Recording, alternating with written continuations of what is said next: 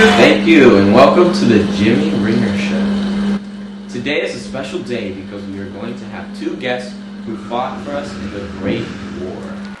One was a soldier, one was a general.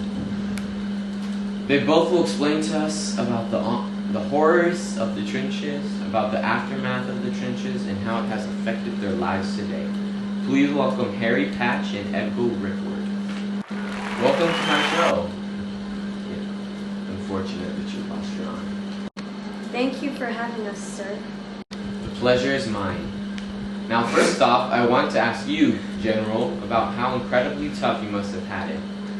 It's having to tell all those young, healthy men to fight in the terrible conditions that were the trenches. It did not bother me in the slightest. Those spoiled young boys needed to understand that their most important duty is to their king and their country. And I can think of no better way to show them this than with a big bang. Well, that's one way of looking at it. Now, Harry, tell us how many injuries exactly do you have? Oh, you're talking about these things. Trench foot is what we used to call it, but back then it wasn't really considered an injury. Goodness, the things you poor children went through. The other day, my daughter came crying to me because her doll lost its toe. What about a missing arm? It is post-traumatic. Post-traumatic stress disorder? That's what the malingers used to say they had. Some said they had shell shock, or whatever they called it. They would complain about headaches, sweat like crazy, constantly say they were dizzy and tired, as if they weren't. Disgusting little malingers.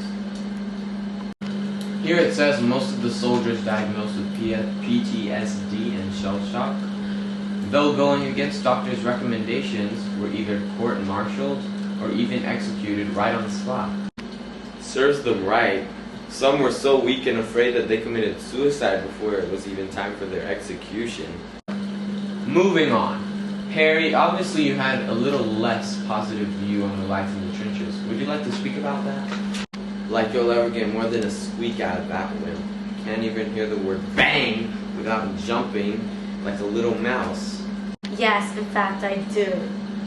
Life in the trenches, like you probably already know from General Edgar's description, was, in comparison to what he thought, the most horrific experience of my life. Every second of every day was fatal. I was hurt, I was tired, and more than anything else, I was depressed. I watched my best friend of 15 years die from gas poisoning. I watched the life in their eyes disappear forever. I then watched these massive and disgusting rats eat what was left of them.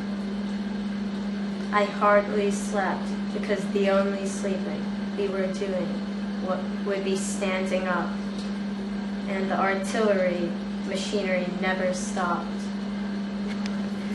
It was as if it went on and on and on. I recall, before we were about to line up for the Battle of Gallipoli, writing a letter to my darling Joanna, hanging up my watch that my great-grandfather gave me, thinking it would be no use to me after this battle. As I look to my right, I see thousands of men just like me, crying for their country, crying for their loved ones, crying for themselves. I may have escaped the ultimate penalty, but I was utterly destroyed by the war. Thanks for that, Harry. That was very meaningful and valuable. Now, I know that you, Edgar, may have some thoughts about what previous soldier Harry said about his experience in the trenches, but for now, this is all the time we have. Thank you so much for coming, both of you. Everyone, let's give them a round of applause. Harry Patch and Edgar Rickford, everybody.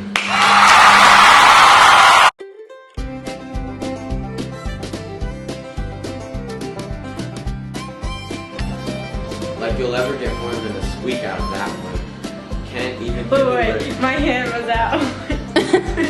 Dizzy and tired. as if they weren't disgusting words when they were.